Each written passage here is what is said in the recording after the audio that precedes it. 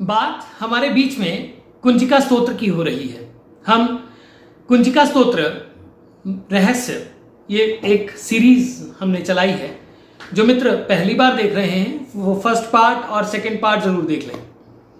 तो पिछले पार्ट में हमने बात की नमस्ते रुद्र रूपिण्य नमस्ते मधुमर्दिनी नमः कैटभारिण्य नमस्ते महिषार्दिनी नमस्ते शुंभहंत्रे च निशुंभासुर घातिनी जागृतम ही महादेवी जपम सिद्धम कुरुष्म में ऐंकारी सृष्टि रूपाय ह्रींकारी प्रतिपालिका क्लींकारी कामरूपिण्य बीज रूपे नमस्तुते चामुंडा चंड घाती चियकारी वरदायिनी विच्चे चाभयदा नित्यम नमस्ते मंत्र रूपिणी। ये जो ऐंकारी सृष्टि रूपाय ह्रींकारी प्रतिपालिका क्लींकारी कामरूपिण्य बीज रूपे नमस्तुते चामुंडा चंड घाती चियकारी वरदायिनी विच्चे चाभयदा नित्यम नमस्ते मंत्र रूपिणी, इसके बारे में मैंने नवार्न मंत्र रहस्य के बीच में भी बोला है, तो आपको जरूर सुन लें। नवार्न मंत्र रहस्य एक पूरी प्लेलिस्ट है जिसके 30 से 32 पार्ट्स हैं और नवार्न मंत्र ऐं ह्रीं क्लीं चामुंडाय विच्चे है, इसके बारे में बहुत डिटेल्ड एक्सप्लेनेशन है। माँ सरस्वती, माँ भुवनेश्वरी, महाविद्या भुवनेश्वरी और कृष्ण, कामकला काली और कामदेव और काम की 64 कलाएं, ये सब मैंने उसके बीच में बोला है, तो आप ये जरूर सुनें। अब हम बात करते हैं कि धाम धीम धूम दूरजटे पत्निम वाम वीम वूम वागधीश्वरी, इसके बारे में आज हम जो टॉपिक कवर करेंगे, जो बात कवर करेंगे, वो धाम धीम धूम दूरजटे पत्निम, इसके बारे में बात करेंगे और साथ में इसको थोड़ा सा जोड़ेंगे वाम वीम वूम वागधीश्वरी। हम इसके बारे में बात करेंगे धाम धीम धूम दूरजटे। पहले तो दूरजटे क्या है, फिर धाम धीम धूम क्या है और किस प्रकार से ये सृष्टि में विराजमान है और किस प्रकार से ये कुंजिका स्तोत्र में पहली साउंड है जो कि बीज मंत्रों के रूप में आप में प्रविष्ट होती है। आपकी भाषा, आपके शब्दों में, आपकी लय में ये प्रविष्ट होती है, ये आके स्थित होती है। तो धाम धीम धूम, पहले तो धाम धीम धूम ये क्या है। मैं आपसे एक साथ में एक और भी सीरीज चला रहा हूं, राग भैरव के बारे में मैंने बोला, संगीत के बारे में, therapeutic ragas, effects of ragas और किस प्रकार से संगीतमय सब कुछ है, इसके बारे में हम बात साथ में कर रहे हैं। उसके लिंक्स भी साथ में दे दूंगा क्योंकि इससे जोड़ना उसको भी जरूरी है। इसीलिए मैं रागों के बारे में भी बात कर रहा हूं, क्योंकि अगर हम सिर्फ कुंजिका स्तोत्र की बात करें तो कुंजिका स्तोत्र अपने आप में संगीतमय है। धाम धीम धूम दूरजटे पत्निम वाम वीम वूम वागधीश्वरी क्राम क्रीं क्रूं कालिका देवी शाम श्रीं शूं में शुभम कुरु, तो ये एक तरह से एक सेट ऑफ लय है। तो धाम धीम धूम दूरजटे, दूरजटे कौन है? शिव का वो आदि रूप जो जटाओं वाला है, जिसे हम जटाजूट कहते हैं, वो योगी शिव, वो सर्व विद्यमान शिव, वो हर जगह प्रेजेंट शिव, वो आपके अंदर बैठे हुए शिव, मेरे अंदर बैठे हुए शिव, वो शिव जो आदि योगी हैं, वो शिव जो आदि रूप में अनंत हैं, वही सदाशिव हैं, वही रुद्र हैं, वही त्रयंबक हैं, वही नीलकंठ हैं, वही महामृत्युंजय है और वही पशुपतिनाथ हैं, वही सब कुछ है। पूरी सृष्टि में जहां भी जीवन स्थित है और संहार स्थित है, जहां भी समय स्थित है, तभी उनको महाकाल भी बोलते हैं। तो दूरजटे हैं शिव, दूरजटे यानी जिनकी जटाओं में, जो जटाजूट हैं और जिनकी जटाओं में भस्म और पूरे शरीर पर भस्म श्रृंगार करती है, वो शिव, वो शिव जिनको कहा जाता है संहार के देवता, जिनको कहा जाता है क्रिएशन के देवता, जिनको कहा जाता है समय के देवता। तो यहां धाम धीम धूम दूरजटे पत्निम यानी उन शिव की पत्नी, वो आदि शिव, वो जो सृष्टि के शुरुआत से जिन्होंने हमें योग दिया, संगीत दिया, जिन्होंने कल्चर दिया, जिन्होंने जीवन दिया, जिन्होंने अथर्ववेद दिया, जिन्होंने तंत्र दिया, जिन्होंने डमरू बजाया, रुद्रायमल तंत्र के अनुसार डमरू बजा तो ध्वनियां उत्पन्न हुई, और जब ध्वनियां उत्पन्न हुई तो ध्वनियों से एनर्जी उत्पन्न हुई, एनर्जी से लय उत्पन्न हुई, और लय से नियम उत्पन्न हुए, और लय से ही सारा जीवन चलायमान है। हम इसको अगर बहुत बहुत ही ज्यादा माइन्यूटली देखें तो संगीत जो है वो हर एक एग्जिस्टेंस में है, हर एक एग्जिस्टेंस में उन शिव की आवाज है, और जो उनका आदि रूप है, शायद जिसका रूप बखान ही नहीं किया जा सकता, वो रहस्यमयी, वो शक्तिमान रूप, वो एग्जिस्ट करता है जो पूरी सृष्टि के साथ में, वो है धूर जटे। धूर जटे, धूर अर्थ भस्म। धूर के यहां दो मतलब निकलते हैं, एक है धूल और दूसरा धूर जटे यानी भस्म। शिव को सबसे ज्यादा क्या प्रिय है? भस्म। शिव को सबसे ज्यादा क्या प्रिय है? ये जो सावन मास है, ये सावन मास में क्या होता है? ये जो सावन मास है जिसको हम बोल देते हैं चतुर्मास, ये प्रारंभ हो गया है, ये हो जाएगा 6 तारीख से चतुर्मास। तो चतुर्मास जिसको बोलते हैं, इस चतुर्मास में होता क्या है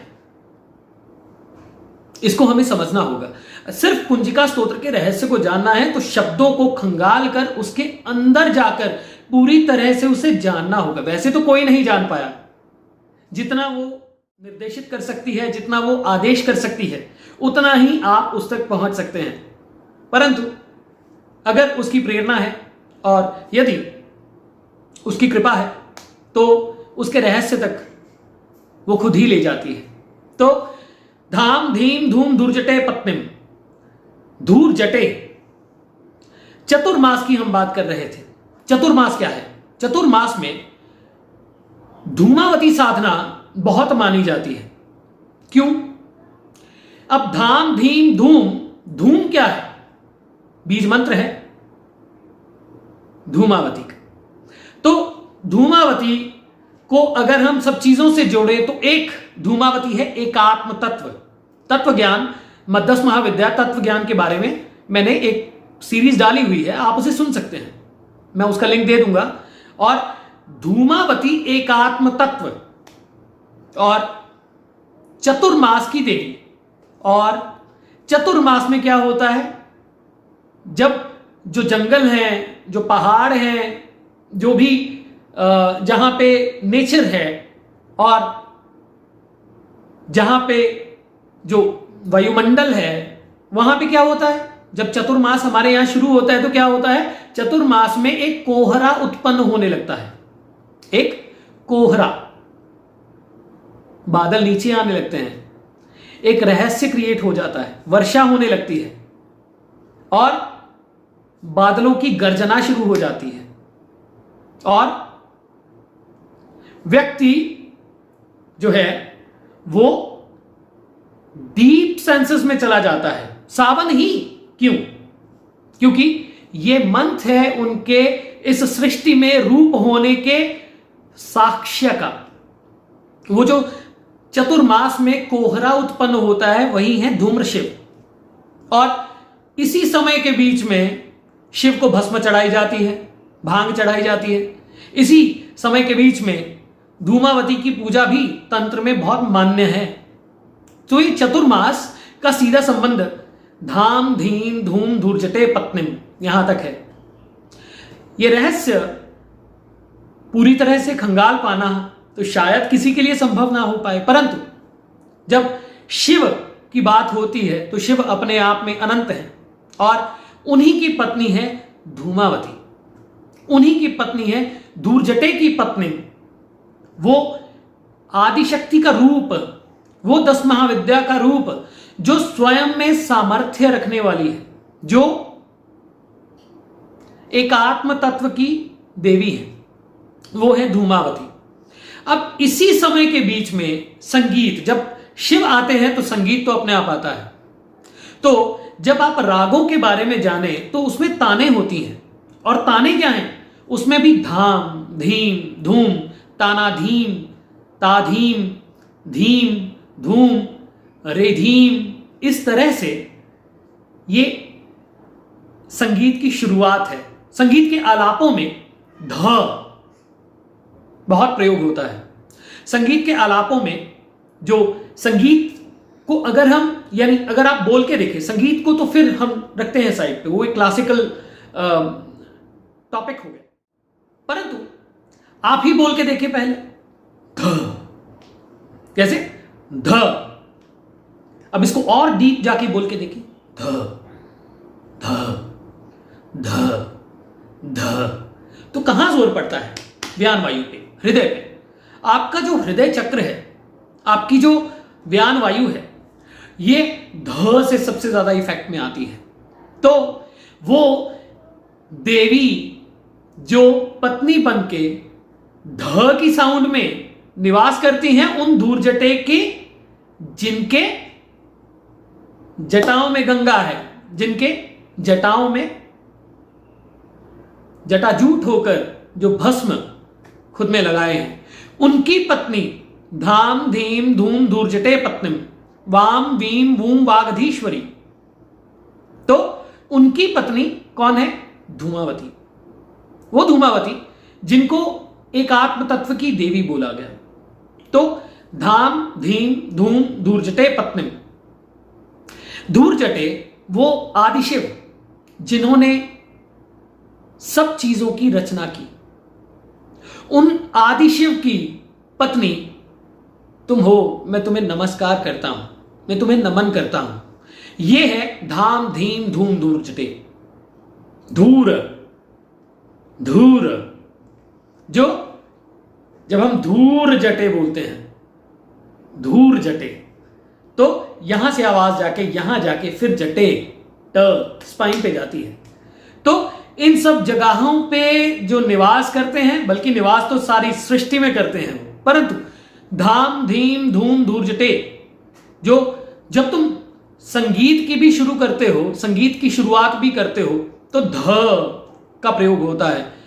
संगीत की ताने और वो सब बातें तो एक अलग है, परंतु जब आप धूम धूम धूम धूम धूम बोलते हो, तो एक तरह से आपकी जो हृदय पर्वत की जो ऊर्जा है, जहां पे प्राण निवास करता है, वो उग्र होने लगती है, वो जागृत होने लगती है। तो ये जब तुम बोलते हो धाम धीम धूम दूरजटे पत्निम वाम वीम भूम वागधीश्वरी, इनका थेरेपेटिक इफेक्ट भी अलग है और उनकी एग्जिस्टेंस भी अलग है। एग्जिस्टेंस है जब तुम धाम बोलते हो, धूम बोलते हो, धीम बोलते हो, तो क्या होता है?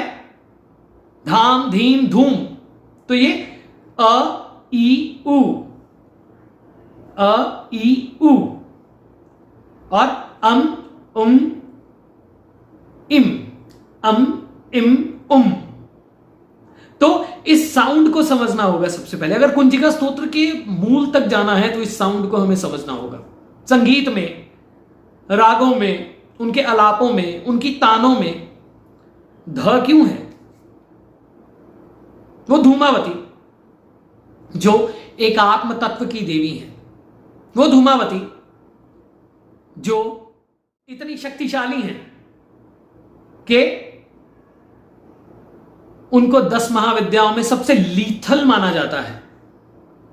लीथल, सबसे ज्यादा गुस्से वाली और सबसे ज्यादा